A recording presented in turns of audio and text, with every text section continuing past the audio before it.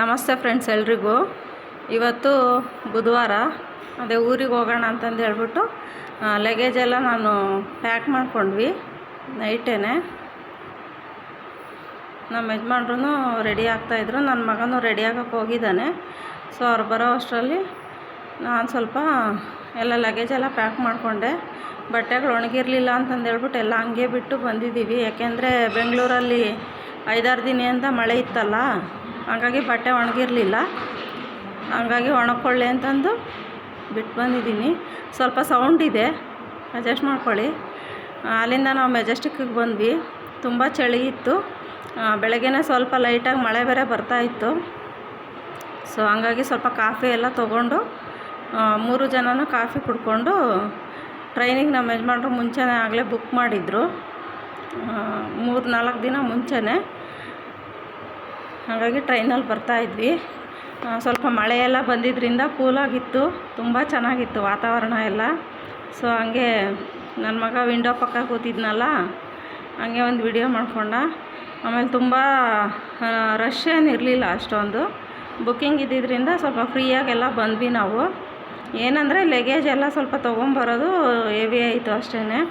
ಬಟ್ಟೆಗಳೆಲ್ಲ ಸ್ವಲ್ಪ ಜಾಸ್ತಿ ಇತ್ತು, ಹಾಗಾಗಿ ಬಟ್ಟೆ ತೊಗೊಂಡು ಬರೋದು ಸ್ವಲ್ಪ ಲೇಟ್ ಆಯಿತು. ಸೊ ಅಲ್ಲಿಂದ ದಾವಣಗೆರೆಗೆ ಬಂದ್ವಿ ನಾವು.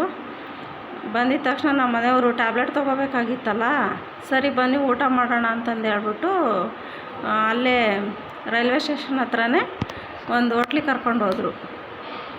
ಸೊ ಆ ಹೋಟ್ಲಲ್ಲಿ ನೋಡಿ ಇದೆಲ್ಲ ಫೋಟೋಸೂ ಹಾಕಿದ್ರು ನೋಡಿ. ಈ ಥರದ್ದು ವಿಷಯ ಇಲ್ಲ ಅನ್ನಂಗಿರಲಿಲ್ಲ ಆ ಹೋಟೆಲಲ್ಲಿ. ಎಲ್ಲ ಥರದ್ದು ಇದನ್ನು ಹಾಕಿದ್ರು, ಜೀವನದ ಪಾಠಗಳನ್ನೆಲ್ಲನೂ. ಸೊ ಅದೆಲ್ಲ ನೋಡಿ ನಾನು ಕೇಳಿದೆ. ಆಮೇಲೆ ಅಪ್ಪು ಸರ್ದು ಬ್ಯಾನರ್ಗಳೆಲ್ಲ ತುಂಬಾ ಹಾಕಿದ್ರು ಅವರು. ಅದಕ್ಕೆ ನಾನು ಕೇಳಿದೆ, ನೀವು ಅಪ್ಪು ಸರ್ ಫ್ಯಾನಾ ಅಂತ. ಅದಕ್ಕೆ ಅವ್ರು ಹೇಳಿದ್ರು, ಅಪ್ಪು ಸರ್ ಫ್ಯಾನ್ ಅಂತ ಕೇಳ್ತಿರಲ್ಲ ಮೇಡಮ್, ನಾವು ಅಪ್ಪು ಸರ್ ಅಭಿಮಾನಿ ಅಂತಂದು ಹೇಳ್ಬಿಟ್ಟು ತುಂಬ ಚೆನ್ನಾಗಿ ಮಾತಾಡ್ಸಿದ್ರು ಅವರು ಹೋಟ್ಲವರು. 3 ಜನನೂ ನಾವು ಗೀ ರೈಸನ್ನು ತೊಗೊಂಡಿದ್ರು ನಮ್ಮ ಮನೆಯವರು. ನನಗದು ತಿನ್ನೋದು ಬಿಟ್ಬಿಟ್ಟು ಅವ್ರು ಹಾಕಿರೋ ಇವು ಎಲ್ಲ ನೋಡಿಬಿಟ್ಟು ನನಗೆ ತುಂಬ ಇಷ್ಟ ಆಗೋಯಿತು. ತಿನ್ನೋಕ್ಕಿಂತ ಮುಂಚೆ ಫಸ್ಟೇ ಒಂದು ವೀಡಿಯೋ ಮಾಡಿಕೊಂಡೆ. ಜೊತೆಗೆ ಅವ್ರು ಹೋಟ್ಲವ್ರ ಜೊತೆ ಸ್ವಲ್ಪ ಮಾತಾಡಿದೆ ನಾನು. ಇದು ವೀಡಿಯೋ ಮಾಡ್ಕೋಬೋದಾ ಅಂತ ಕೇಳಿದೆ ಅವ್ರಿಗೆ. ಮಾಡ್ಕೊಳ್ಳಿ ಅಂತ ಹೇಳಿದ್ರು ಅವರು. ಆಮೇಲೆ ಅಪ್ಪು ಸರ್ ಬಗ್ಗೆನೂ ಅವ್ರಿಗೆ ಎಷ್ಟು ಅಭಿಮಾನ ಇದೆ ಅಂತ ಗೊತ್ತಾಯಿತು.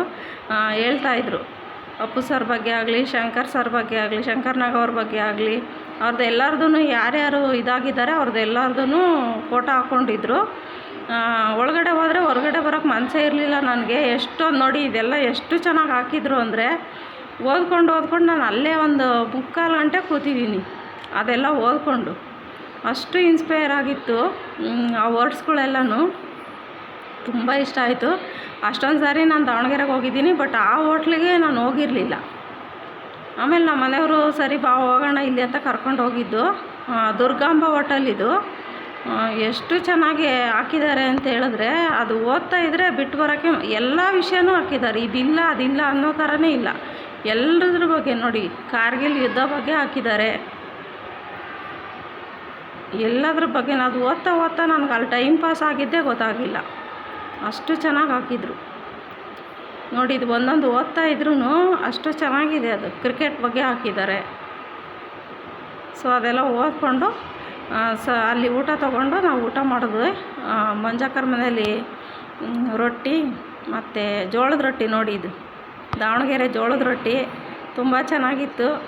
ಎಣ್ಗಾಯಿ ಪಲ್ಯ, ಅದು ಊಟ ಮಾಡಿಕೊಂಡು ಆಮೇಲೆ ಮದುವೆ ಮನೆಗೆ ಬಂದ್ವಿ ನಾವು. ಸೊ ಯಾರ್ಯಾರೆಲ್ಲ ಈ ವಿಡಿಯೋ ನೋಡ್ತಾ ಇದ್ದೀರಾ ಒಂದು ಲೈಕ್ ಮಾಡಿ. ಹೊಸ್ದಾಗಿ ಯಾರಾದರೂ ನೋಡ್ತಾ ಇದ್ದರೆ ಸಬ್ಸ್ಕ್ರೈಬ್ ಮಾಡ್ಕೊಂಡು ನೋಡಿ. Thank you friends. ನೋಡಿ ರೊಟ್ಟಿ, ನಮ್ಮ ಕಡೆ ರೊಟ್ಟಿ ಇದು ಜೋಳದ ರೊಟ್ಟಿ. ಇದಕ್ಕೆ ಅಕ್ಕಿ ಏನು ಮಿಕ್ಸ್ ಮಾಡಿರಲ್ಲ, ಬರೀ ಜೋಳದಲ್ಲಿ ಮಾಡಿರೋ ರೊಟ್ಟಿ. ಹೇಗೆ ಅನ್ನಿಸ್ತು ಅಂತ ಕಮೆಂಟ್ ಮಾಡಿ ಹೇಳಿ.